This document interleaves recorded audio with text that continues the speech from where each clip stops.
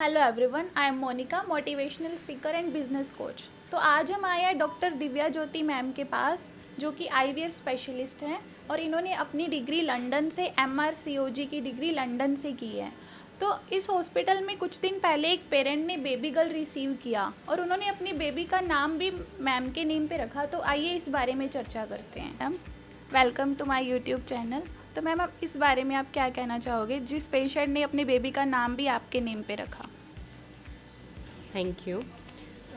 हमारे पास एक पेशेंट था, वो एक कंडीशन से सफ़र कर रहा था, recurrent pregnancy losses, recurrent abortions.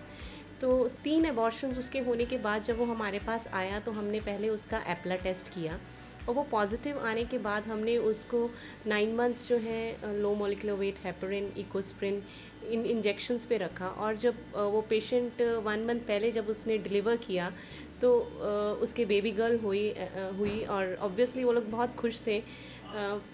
और हाँ, वो कुछ ज़्यादा ही खुश हुए और उन्होंने अपना नाम मेरे नाम पे रखा। मुझे बहुत खुशी हो रही है कि उन्हें एक बेबी गर्ल मिल पाई। तो मैम, मेरा नेक्स्ट क्वेश्चन आपसे यही है कि आपके द्वारा यूट्रिएंसिस, एक्टोपिक और ओवरिएंसिस का ऑपरेशन दूरबीन द्वारा किया जाता है, बहुत ही अफोर्डेबल प्राइसेस में। तो इस बारे में भी मैं आपसे चर्चा करना चाहती हूँ।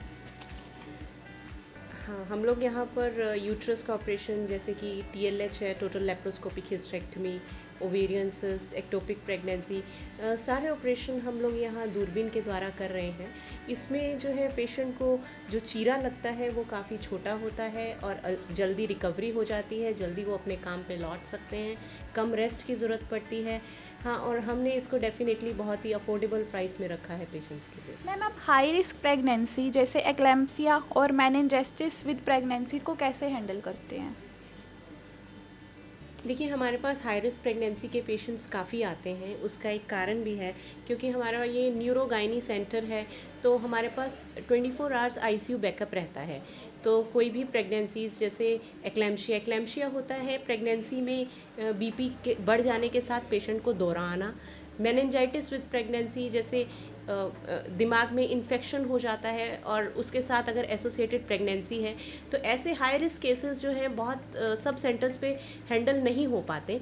तो ऐसे केसेस हमारे पास ज़्यादातर रेफ़र किए जाते हैं और इनको हमने यहाँ पर हेल्दी मदर और हेल्दी बेबी के साथ घर भेजा है। हम बहुत प्राउड है इस बात के लिए कि हम ऐसी सेवाएं जो हैं यहाँ पर सिरसा में लोगों को दे पा रहे हैं। मैम, काफ़ी लोगों के बीच ये धारणा बनी हुई है कि आईवीएफ से वो खुद का बेबी नहीं बल्कि किसी और का बेबी कंसीव करते हैं। तो क्या ये सही है?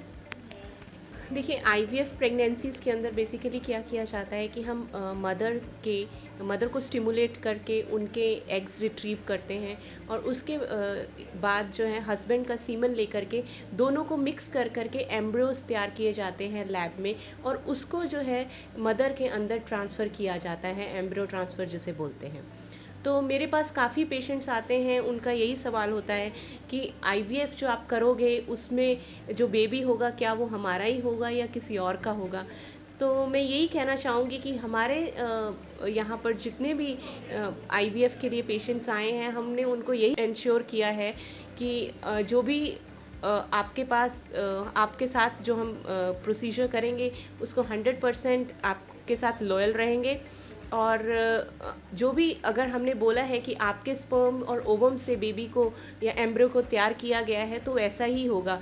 हम पेशेंट को DNA कंफर्मेशन तक का एश्योरेंस देते हैं कि आप चाहें तो डिलीवरी के बाद अपने और हस्बैंड के DNA के साथ बेबी का DNA मैच कर सकते हैं। अगर आपको कोई भी डाउट हो तो हम उसके जिम्मेवार हमेशा रहेंगे। मतलब ये एश्योरेंस हम अपने सारे पेशेंट्स को देते हैं। Thank you so much ma'am, आपने कीमती समय हमें दिया।